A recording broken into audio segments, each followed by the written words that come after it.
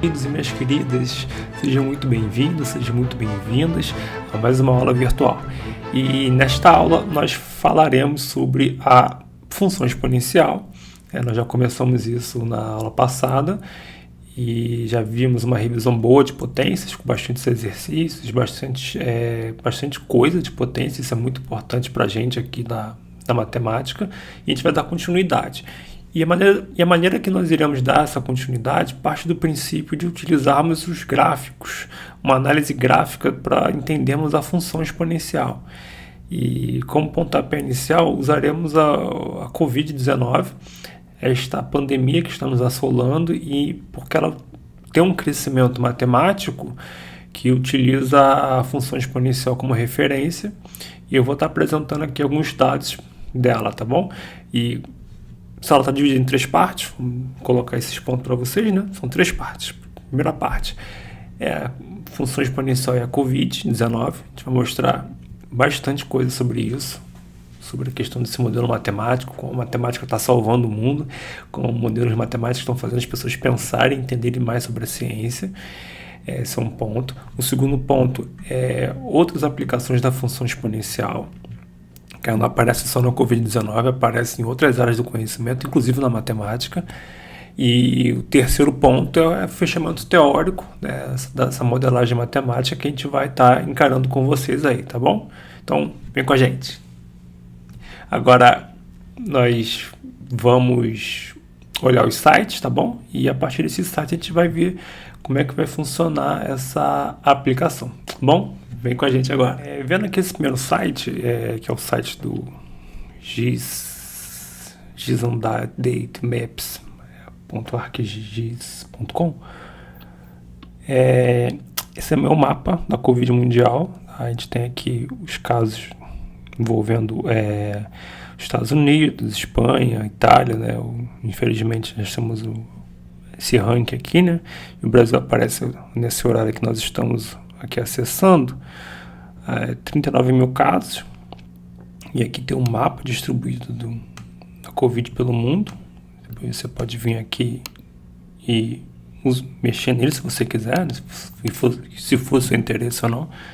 A gente tem até que a OMS disse que o novo epicentro que saiu da China e veio para cá, para os Estados Unidos, percebe-se que a quantidade de casos aqui é enorme. E a gente tem essa curva que apareceu na nossa primeira aula lá, de função exponencial, essa curva exponencial, que a gente tem os casos confirmados, né? E esse é um dos primeiros modelos que a gente vai apresentar para vocês, tá? Desse site. Vamos agora para o segundo site, para a gente poder avançar um pouco mais nesse mapeamento. A gente está no New York Times. A gente tem outro mapeamento da Covid com outros dados. Pode ver aqui 34 mil casos, parecido com aquele, só que ele tem uma interface gráfica mais clara para a gente. E temos a velocidade do crescimento, né? Percebe que aqui está muito rápido nos Estados Unidos. O Brasil não aparece aqui ainda. A gente tem esse modelo de crescimento aqui, né?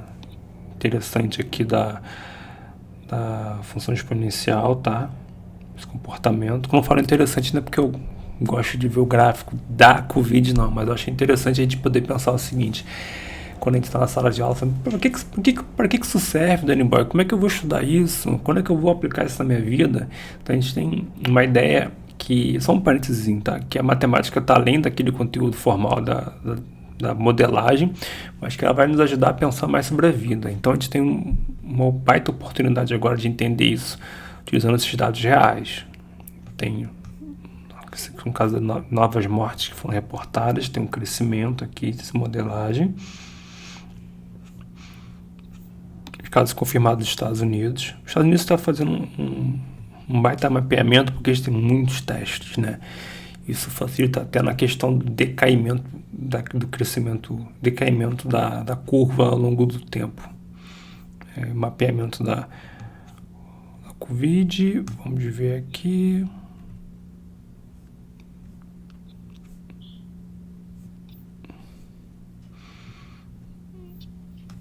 total de mortes, tá vendo? Temos esse tipo de gráfico também, que essa escala aqui é uma escala logarítmica.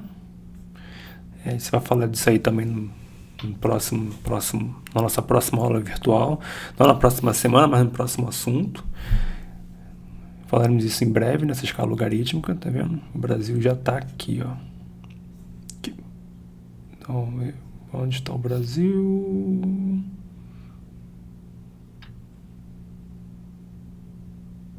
Aqui, isso. Essa aqui é a projeção que tem o Brasil, tá bom?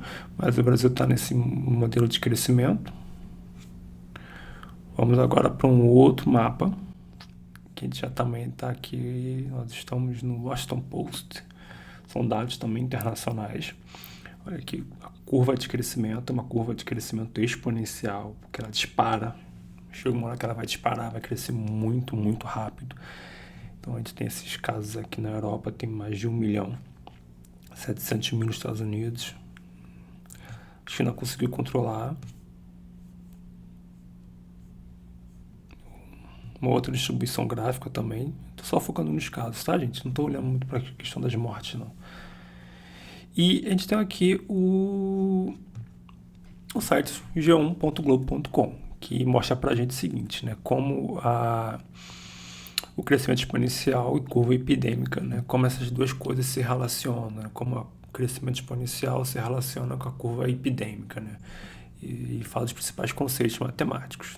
Não vou mostrar essa reportagem aqui não, que eu quero destacar. A epidemia segue um padrão matemático chamado função exponencial. Então, ter esse suporte aqui nesse momento da Covid para poder entender esse contexto social da matemática, para a gente aqui como professor, é muito importante. Importante no sentido de trazer conexão com o mundo real, de a gente poder entender também como é que a gente combate essa pandemia à luz das forças e ferramentas que nós temos agora. Tá, então, na função exponencial, você vai multiplicando o número por ele mesmo.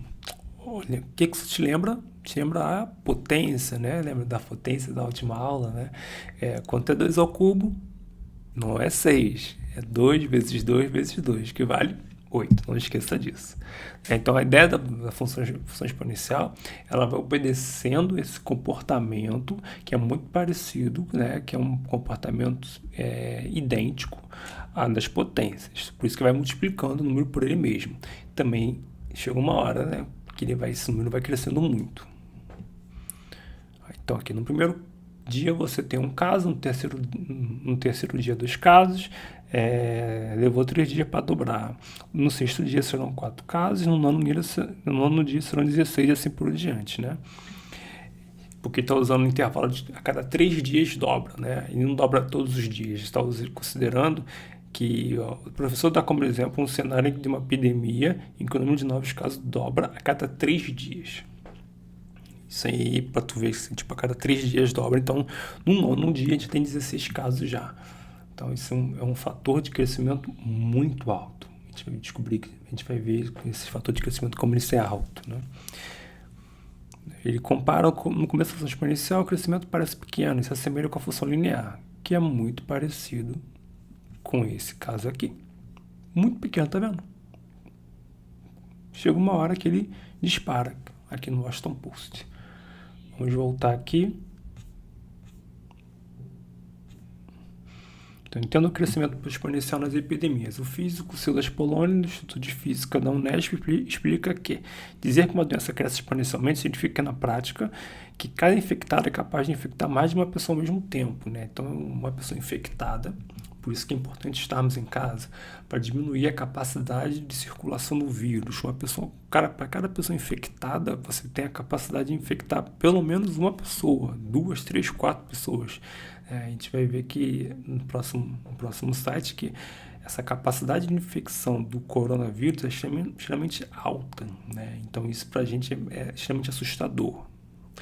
Então, por isso que utilizar um modelo matemático, né, para poder entendê-lo é a melhor maneira que nós temos agora para poder combatê-lo. Então, de acordo com o Suzuki, o problema do crescimento exponencial é que ele pode acelerar de forma imprevisível, uma vez que não temos controle sobre o valor da base. O número que vai ser multiplicado com o passar do tempo. Olha de novo essa expressão, o valor da base, lembra da potência, né? Então, por isso que a gente fez uma revisão de potência, para poder falar um pouco mais sobre essa questão da função exponencial. Vamos para o próximo tópico. Como quebrar, como diminuir a curva. Isso aqui é uma reportagem também do Washington Post. Washington Post. De novo a função exponencial aparece. Então ela circula, essa função exponencial aparece pelo mundo todo. Tu vê que até o início de fevereiro, final de fevereiro, perdão, início de março, tá, vamos botar assim, controlado. Chega uma hora que dispara. Disparou. Tá vendo? Dia 12 pro dia 13. Salta de 1.600 para 2.100. Então salta aí de em torno de 500 casos. Coisa pra caramba, né? Então, curva exponencial é um termo que aparece pra gente. E aqui ele dá uma simulação de como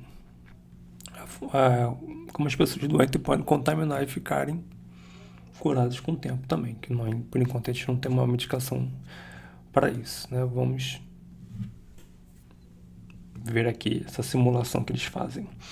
Umas pessoas doentes, tá vendo? Pessoas saudáveis.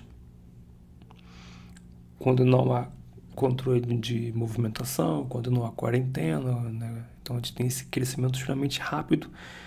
Chega uma hora que satura o sistema de saúde, é isso que está sendo bastante discutido, e na hora vai caindo. Aí a gente tem um crescimento exponencial, também temos um decrescimento exponencial, vai cair muito rápido o número de casos, essa expectativa da epidemia, que quando começar a cair, o número de casos vai começar a cair muito rápido. Agora a gente vai ver um noticiário aqui, um site nacional, Estadão, que explica como a matemática pode ajudar a entender e combater epidemias, né?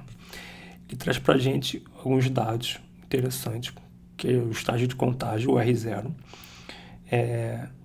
Se uma epidemia hipotética tem um R0 de 2, por exemplo, um primeiro infectado vai passar a doença para outros 2. Então, esse R0 ele é muito importante para a gente poder entender a capacidade de infecção, a capacidade de crescimento da doença, né? Então, vamos ver aqui. O R0 maior do que 1, o que acontece? O R0 menor do que 1. Ele cresce muito mais rápido. Quando o R0 é maior do que 1, a epidemia tem condições de se espalhar, uma vez que cada pessoa com o vírus vai provavelmente infectar mais alguém. Quando a R0 está abaixo de 1, a lógica se inverte. A tendência é que os portadores do vírus não infectem mais ninguém. Então, se o R0 é maior do que 1, a epidemia tem condições de se espalhar. Vamos comparar aqui. Então, qual é a capacidade de contágio da Covid? Vamos comparar. A Covid, a gripe e o sarampo, né? O R0 da Covid é 2,6, da gripe é 1,5 e do sarampo é 15, é extremamente alto, né? Então você pode ver que o R0 do novo coronavírus parece mais alto do que das gripes comuns, o que faz com que ele se espalhe de uma forma mais eficaz, ou seja, ele é mais rápido em relação à gripe. Todavia, ele é menor do que o sarampo. Mas como o sarampo está controlado porque tem vacina, então vacine-se, vamos ser a favor da vacina. O número de casos de morte por sarampo diminuiu, mas ultimamente está aumentado porque as pessoas estão parando de tomar vacina, então vacine-se. O tempo, a gente vai usar agora uma outra variável, é uma estatística que leva em consideração essa outra dimensão, intervalo serial, que é a quantidade de tempo que demora na média para que um desses novos infectados manifeste sintomas, né? Peguei a doença, demora um tempo para manifestar um sintoma. Comparando de novo, Covid, a gripe e o sarampo. Então, primeiro dia,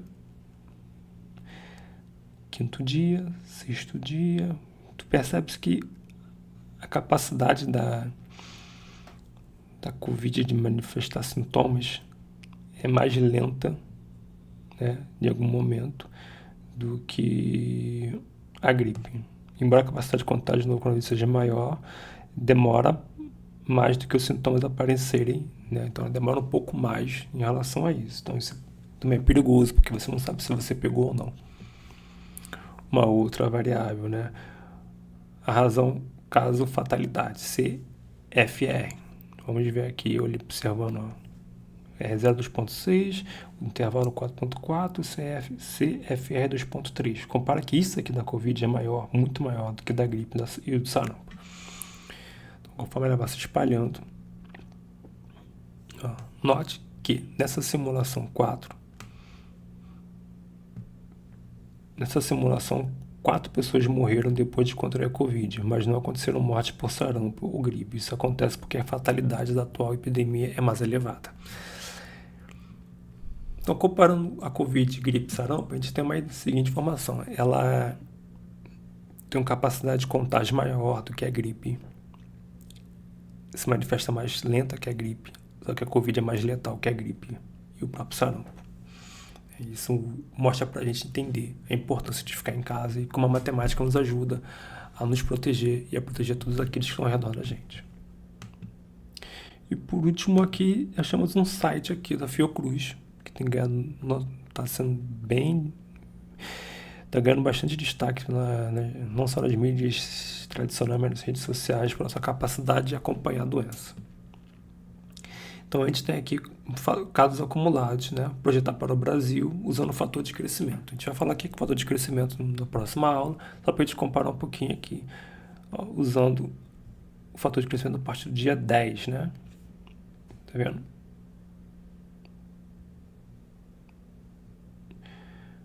O azulzinho corresponde ao Brasil previsto e o verde ao São Paulo previsto, né? Então, previsões, né? Se nada acontecer, se não respeitar a quarentena, então tem essa previsão de crescimento de casos em 50 dias. São Paulo está lá com uma previsão de 11, né? Aqui, o Brasil está com uma ideia de 28 mil casos, né? O Brasil está com uma ideia de previsão de 28 mil casos e o previsto está com 11 mil casos ali. Então, para a gente poder ver como essa taxa de crescimento, né? Vamos pegar uma taxa de crescimento de Amazonas, que está alto também, né?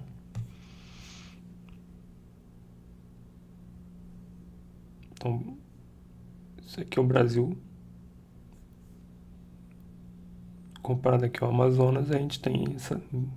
Porque a gente botou a partir de 10 dias, né? Colocamos a partir de cá a previsão após o 10º dia, né? Vamos diminuir aqui para 5 dias. Considerar o fator de crescimento a partir do 5º dia. Aqui no início ele é muito pequeno, né? Ele é muito próximo à função linear, como a gente falou. Depois ele começa a disparar.